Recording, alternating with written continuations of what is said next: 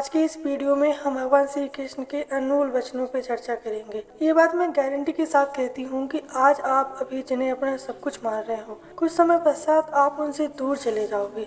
इस वीडियो में ऐसी बातें बताने वाली हूँ मैं आपको जिनसे आप अभी तक अपरिचित हो। भगवान श्री कृष्ण ने श्रीमद् भगवद गीता में उस ज्ञान को संजो के रखा है जिसको जान के व्यक्ति अपने जीवन में कुछ भी हासिल कर सकता है, किसी भी क्षेत्र में सफलता पा सकता है। इस दुनिया में ऐसी कोई भी समस्या नहीं उत्पन्न हुई अब तक जिसका समाधान श्रीमद् भगवद गीता में ना हो। बस जानने की और समझने की देरी है। आज की इस वीडियो में मैं आपको हिंदी, उर्दू, इंग्लिश जो भी मुझे लैंग्वेज मिलेगी, जो भी मुझे आसान भाषा मिलेगी, मैं उन आसान शब्दों में आपको श्रीमद् भगवद गीता के इन विचारों को समझाने की कोशिश करूँगी। अब आप मेरे एक एक शब्द को पूरे ध्यान से सुने और सारी टेंशन छोड़ के, सारी चीज़ें छोड़ के बस मेरी आवाज़ पर फोकस करें।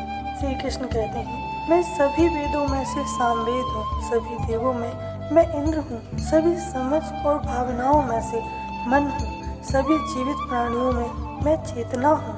मेरे लिए ना कोई घृणित है और ना कोई प्रिय, किंतु जो व्यक्ति भक्ति के साथ मेरी पूजा करते हैं वो मेरे साथ और मैं उनके साथ हूँ। जो चीज़ हमारे हाथ में नहीं उसके विषय में चिंता करके कोई फायदा नहीं।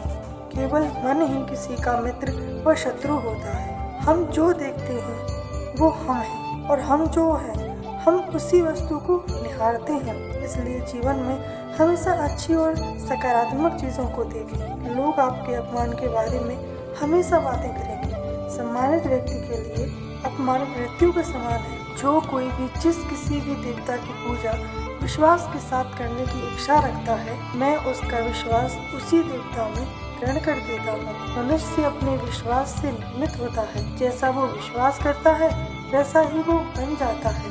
आत्मज्ञान की तलवार से काटकर अपने हृदय के अज्ञान के संदेह को अलग कर दो।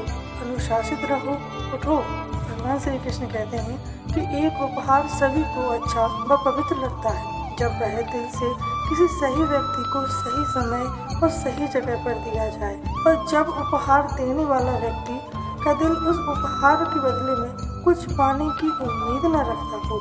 जो मन को नियंत्रित नहीं रखते उनके लिए वह शत्रु के समान कार्य करता है। भगवान श्री कृष्ण कहते हैं, किसी दूसरे के जीवन के साथ पूर्ण रूप से जीने से अच्छा है हम स्वयं के भाग्य के साथ अच्छे से अपूर्ण जाएं। भगवान श्री कृष्ण कहते हैं कि वह जो मृत्यु के समय मुझे याद करते हुए अपना शरीर त्यागता है वह मेरे धाम को प्राप्त होता है। इसमें कोई शक नहीं। अपने कर्म पर अपना दिल लगाएं, ना कि उनके मिल। भगवान श्री कृष्ण कहते हैं कि अपने कर्म पर ध्यान लगाओ, ना कि उससे मिलने वाले फल पर। मन अशांत है और इसे नियंत्रित करना कठिन है, लेकिन अभ्यास से इसे बस में किया जा सकता है। फल की अभिलाषा छोड़कर कर्म करने वाला पुरुष अपने जीवन को सफल बनाता है। भगवान श्री कृष्ण कहते हैं कि ऐसा इस संसार में कोई नहीं जिसने अच्छा कर्म किया हो और उसका अंत बुरा हुआ हो, चाहे इस काल में हो या आने वाले काल में।